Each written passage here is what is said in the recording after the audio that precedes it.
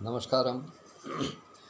Doctor Satya से सुंदर परिवार के सभी सदस्यों को सादर नमन, वंदन, अभिनंदन करता हूँ। भैया जी उवाच के इस अंक में सबसे पहले शुभोदय श्री कृष्ण जन्माष्टमी 2024 कार्यशाला की अभूतपूर्व सफलता के लिए अपने सभी साथियों को बधाई देता हूँ। श्री कृष्ण जन्माष्टमी की बधाई तो दी जा चुकी है, लेकिन अब इस कार्यशाला की सफलता के लिए जो उत्कृष्टता इस कार्यशाला को प्रदान हुई है इस पटल पर, उसके लिए हमारे सभी साथी जिम्मेदार भी हैं, बधाई के पात्र भी हैं, शुभकामनाएं प्राप्त करें। तो आइए भैया जी आज के इस अंक में आज मैं सबसे पहले कार्यशाला के अध्यक्ष श्री राधा कृष्ण युगल सरकार के चरणों में सादर प्रणाम निवेदित करता हूँ और आज आपको विशेष सूत्र से जोड़ने का प्रयास करता हूँ। विगत दिवस मेरा स्वप्न, वो मेरा स्वप्न इस कार्यक्रम में श्री 1008 महामंडलेश्वर श्री हितेश्वर नाथ जी जो वृंदावन में निवास करते हैं, मूल रूप से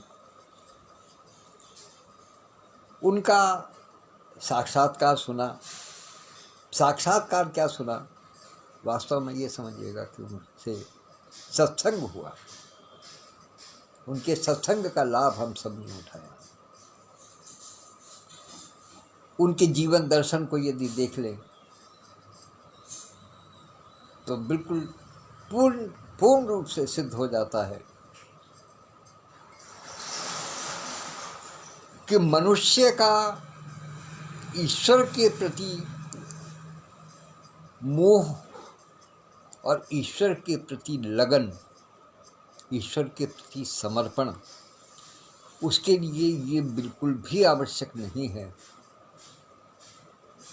कि यदि उसने भगवा वस्त्र पहना है तो वो संसार के सब सुख सुविधाओं को, हर प्रकार की चीज़ों को त्याग दे, संसार को एक प्रकार से त्याग देने का प्रयास करे। कोई आवश्यक नहीं। और कोई विलक्षण व्यक्तित्व बन करके उभरे, साधारण परिस्थितियों में रहते हुए, वो सब कल दृष्टिगोचर हुआ। बहुत से संत हमने देखे भी हैं और बहुत से संतों के विषय में पुस्तकों में पढ़ा भी है। बड़े बड़े संत अक्सर हमने ऐसा देखा है कि वो प्रारंभ से ही बड़े बड़े ज्ञान की बातें करते थे, ईश्वर के प्रति आसक्ति की बातें करते थे। ईश्वर के प्रति समर्पण भाव तो निश्चित रूप से था ही, किंतु वो जहाँ भी रहे सुख चैन आराम से रहे। लेकिन कल जिन संत के दर्शन किए, ये अहोभाग्य है इस पटल का, बहुत बड़ा सौभाग्य है जो कल उनके दर्शन हुए। क्यों? क्योंकि वो आप और हमारी प्रकार की, बिल्कुल आपके और हमारी तरीके से एक साधारण परिवार में, साधारण परिवेश में, साधारण परिस्थिति में उनका लालन पालन। और जो परिस्थिति हमारे एक मध्यम वर्गीय परिवार के बच्चे को घर से निकलने के बाद में जो हमें अनुभव हो सकती थी, जो डर, जो भय, जो वातावरण हमें मिलता,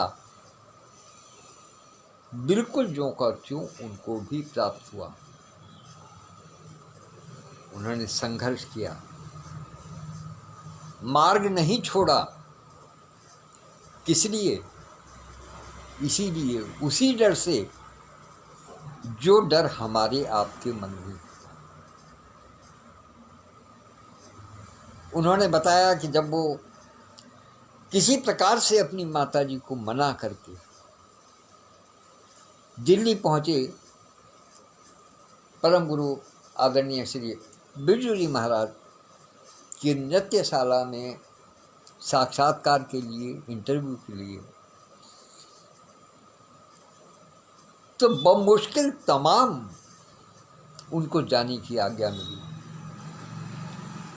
और उसके नेपथ्य में उन्होंने कितना काया कष्ट सहा, कितना माता पिता की प्रताड़ना सही, कितनी समाज की अवहेलना सही, वो सब उन्होंने अपने शब्दों में बयान।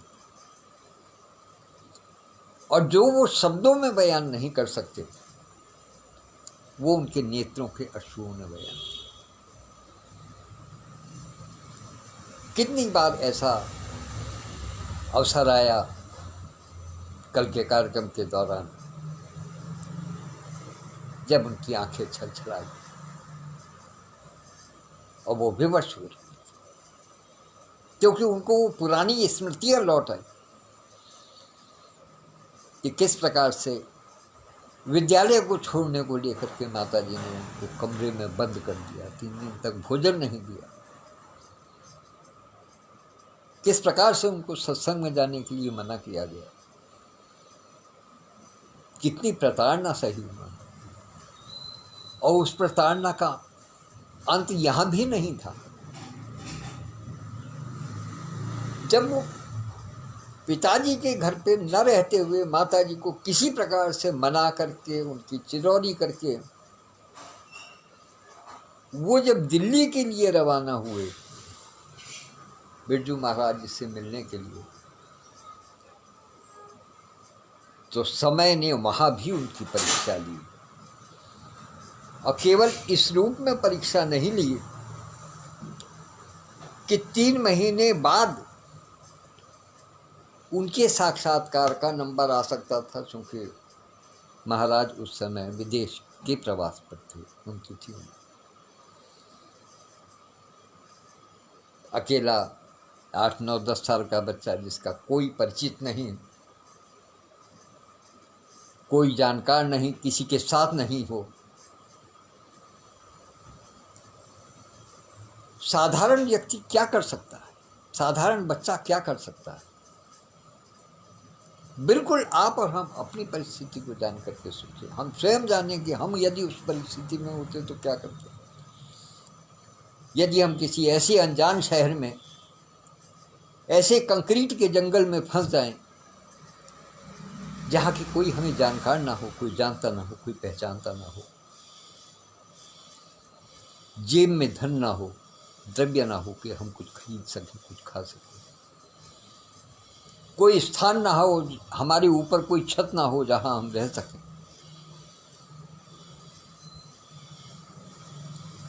वहां रेलवे के प्लेटफार्म पर रह करके 3 महीने व्यतीत करना और भिक्षा करके भोजन करना,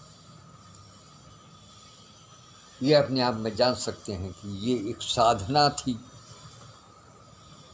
ये एक लगन थी, उनकी सच्ची लगन थी अपने गुरु के प्रति कि उनको मिल करके ही जाएंगे। क्योंकि एक और जहां सच्ची लगन थी, दूसरी ओर एक भय भी था। मैं यहाँ निवेदन कर देना चाहता हूँ कि केवल और केवल लगन का ही हाथ नहीं था उनके इस जिजीविषा में,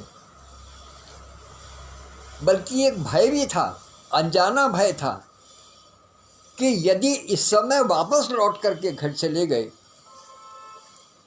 तो फिर घर वाले दोबारा आने बिल्कुल नहीं देंगे।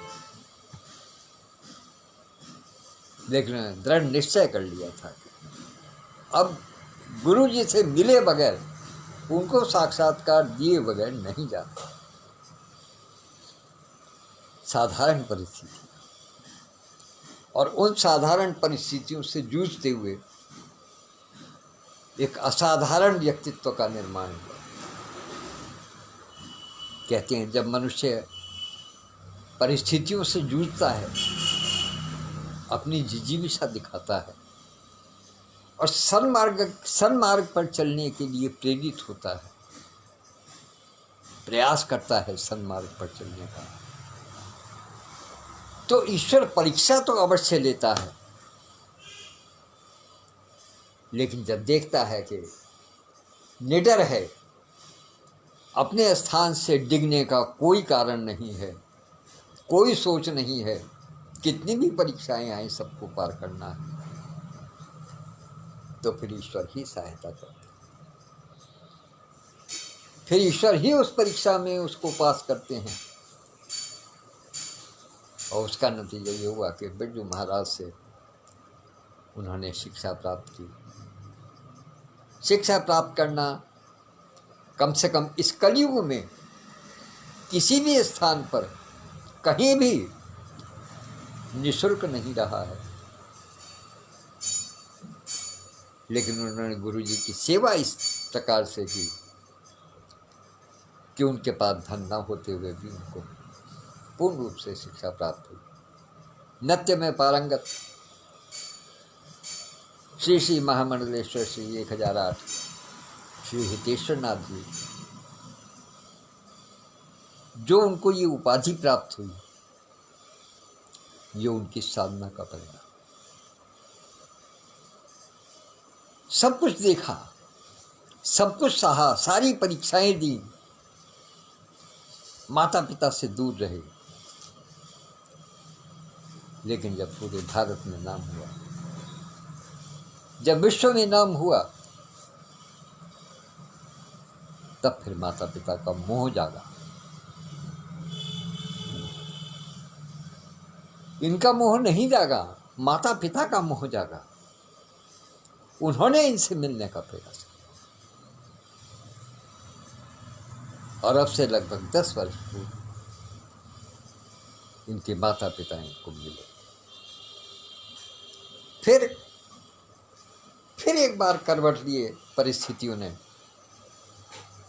आप देखिए संत के जीवन में कितनी कितनी परिस्थितियां बदलती हैं और संत किन किन दुरूह मार्ग पर होते हुए ईश्वर के प्रति अपनी आस्था रखता है, कितनी कितनी परीक्षाएं देता है।